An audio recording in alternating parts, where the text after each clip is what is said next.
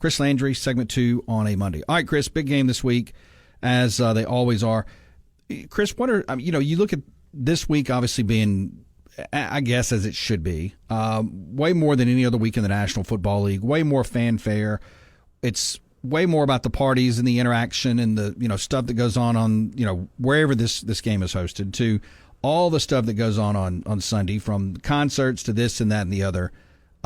Is that the biggest obstacle for coaches in this ball game? Is, hey, look, we got to try to keep you guys insulated and away from all this, or what maybe other struggles could coaching staffs? These are very good coaching staffs, not new to this setting, so they've been down this road before. But just for the sake of this conversation. Yeah, and if you haven't been, you have, people who have, and you can get schedules and whatnot. So a couple of things just related to football. It's as much as it's a wait, for 2 weeks, it's necessary, because that first week when you wrap up the conference championship game, the next day there is a meeting, and first of all the arrangements are pre-made by the league office. There's going to be an AFC team and an NFC team, and where they're going to stay, how many rooms is, and basically you get together, and it's that Sunday night of the conference championship game. People in the kind of the operations department, there's charter jets already set up. All that stuff is, and it's just a matter of who gets them, and boom.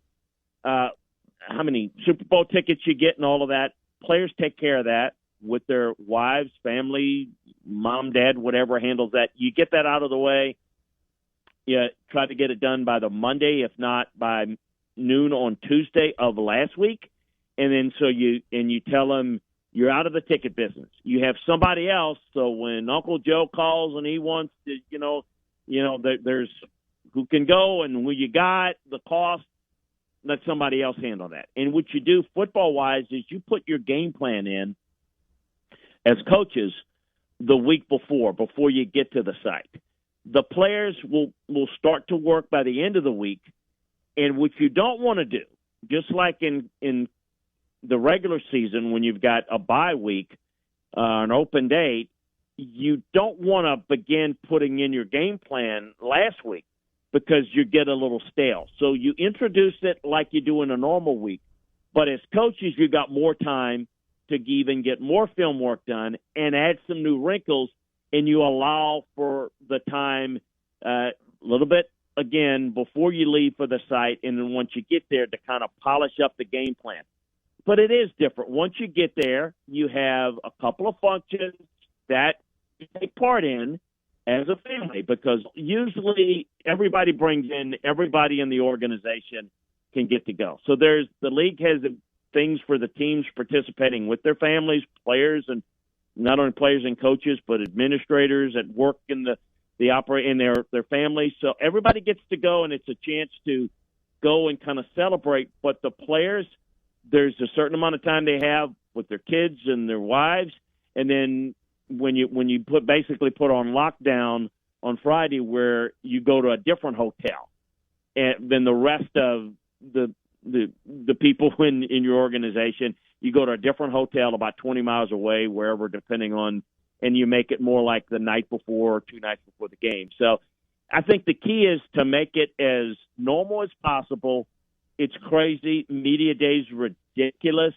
On what you're going to get asked. You prepared for that. It's going to be a lot of non-football stuff. You just got to laugh it off, and the league is trying to expand always. And, yeah, you just got to make it the game and prepare that way and try to eliminate the stuff. And then there's a few things that I would say that are different with game day. Guys will almost – I've seen and been in situations where my guys would almost hyperventilate in pregame. It's you go out, the buzz is nothing like it. It's just there's nothing. College championship games times 100. The Super Bowl is the biggest event that we have in this country, sports or otherwise. Of the 100 most watched television events, about 90 of them are football games, and they're pretty much all Super Bowls.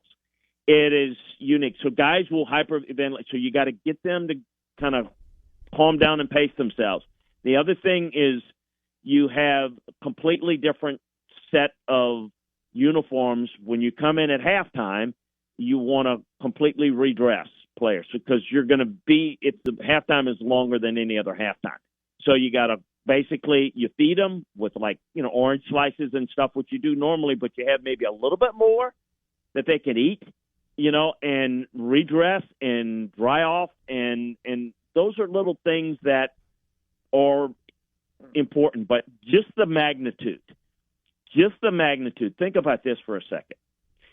On a typical NFL Sunday or a college Sunday, there's usually 2 production trucks for television. And you're very familiar with that. On the college football national championship, there's 7 production trucks for a college national championship game. For the Super Bowl, they are 19 production trucks. That's unreal. Unbelievable. I mean, they got 6 cameras on each goalpost. They've got, now, and why do they get some money? Well, the city pays for a lot of it. Like Las Vegas is going to be, they're going to have cameras all across the city. Well, the tourism division in Los Angeles, or this year Las Vegas, they pay for that extra. That's part of what they get when they bid. And what they do is they pay them back by having cameras. So every time they'll go to break, you're going to see a picture of the Bellagio or the fountains or whatever. It's an event. It's an unbelievable event that is it's hard to deal with. I can tell you it'll put you a lump in the throat unlike anything you've ever seen. It's the biggest thing that I think you could probably ever be involved in. I mean, maybe the only thing I think of is overseas. Have weddings for the royal family or something. There's just nothing like this. Think of the amount of people that are going to be watching and what it means. It's unlike anything else that you will experience. I tell guys that get in the league and are fortunate enough to go, that is it's just something that you can only prepare for to a point, but you got to experience. Got you a couple more minutes. Who you like in the ballgame this weekend? I like Kansas City. I think there's a lot of things, a lot of ways we can go, and there's absolutely a path for San Francisco to win. Absolutely. They've been an outstanding team, and I would have said certainly during the course of the regular season, San Francisco was the better team most weeks. But when it comes down to it, I said it last week, and nothing's changed in my mind. San Francisco's going to have to play much better this week than they have in the playoffs. I thought Green Bay, I went back and studied the tape again. Green Bay and Detroit outplayed San Francisco in both games and let them off the hook.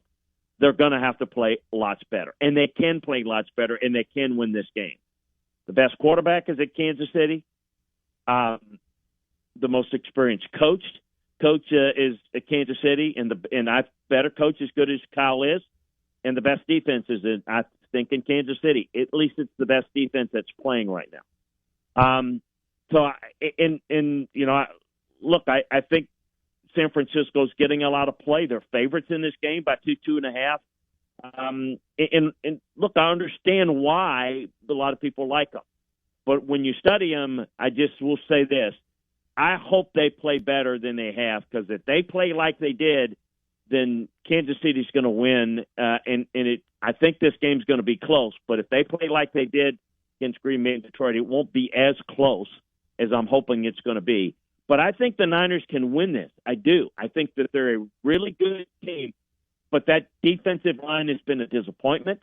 And if they don't get more pressure on Mahomes, it's over. I mean, they just can't.